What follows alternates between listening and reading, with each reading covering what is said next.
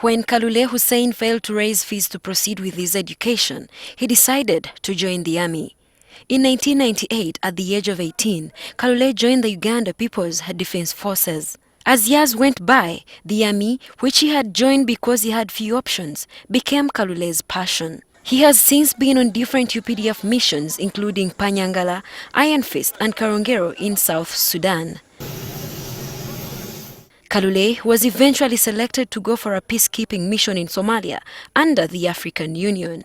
On 14th March 2018, with only 4 months left to end his mission in Somalia, tragedy struck. While on a routine patrol, Kalule and his colleagues were hit by an improvised explosive device set by the Al-Shabaab. Nali ku convoy nga ndigana nga tuva Serijali nga tugenda base camp tuzayo container z'emmere okukima supplies endala. Kati abasajja ne batega bomu mukubo tetwagimanya ne kubba emotoka gye naliko. Motoka negisuula eri nange kwe kunkola bwenti ne banange bangi gye bali abafuna obuvune. The UPDF and the African Union, who were responsible for Kalule's stay in Somalia, responded immediately and he received medical care. Later, arrangements were made to have him repatriated to Uganda. Ne bantwala mu ddwaliro okuntuusa mu ddwaliro ne bankomyewa ne Uganda. Bali banzijanjabira wano mu GMH.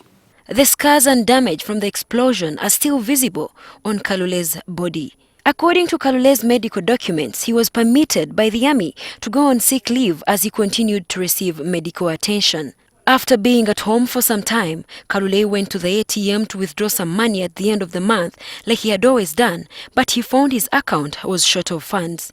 He made some inquiries and he was informed that he had been taken off the UPDF payroll. Nga nkyali awo mu GMH nga sinawona bulungi ne bansala ku nominal ku payroll sifuna musaala.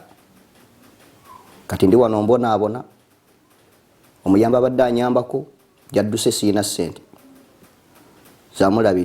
After going without pay for a while, it became harder for Kalule to take care of his family, and his wife soon took their 2 children and left him on his own. Sisobola kwenaaza, sisobola kwoza ngoyi. Kono Google. Dewo Akiki, the UPDF spokesperson, agrees that Kalule is still in the army. However, he says the army has procedures for addressing concerns by its soldiers. We don't address our issues through the media. We have procedures of addressing military problems, whether for a soldier or for an officer. There are units, there are divisions, there are brigades, there are army headquarters where we address our problems in different offices. And that's why we have a whole chieftains of personnel and administration. Akiki says there could have been an error that resulted in Kalule being scrapped off the payroll. He, however, says the matter can be addressed. There is a process when someone goes absent from the army and then he misses on the payroll. It can happen 2 ways. You can be declared award absent without official leave by your unit by accident. It can happen like a mistake. If that mistake happens, a unit writes to the leadership that this soldier has been declared absent by mistake, and they explain themselves. There is a process that starts. The process starts and then you are rejabbed. We call it rejabbing. You are put back onto the nominal roll.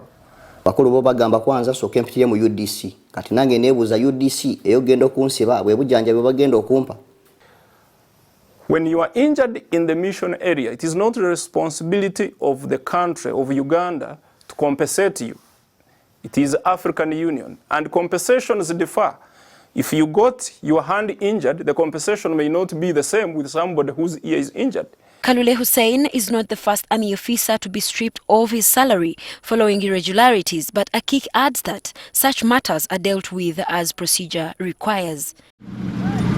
Olivia Komgisha, NTV Weekend Edition.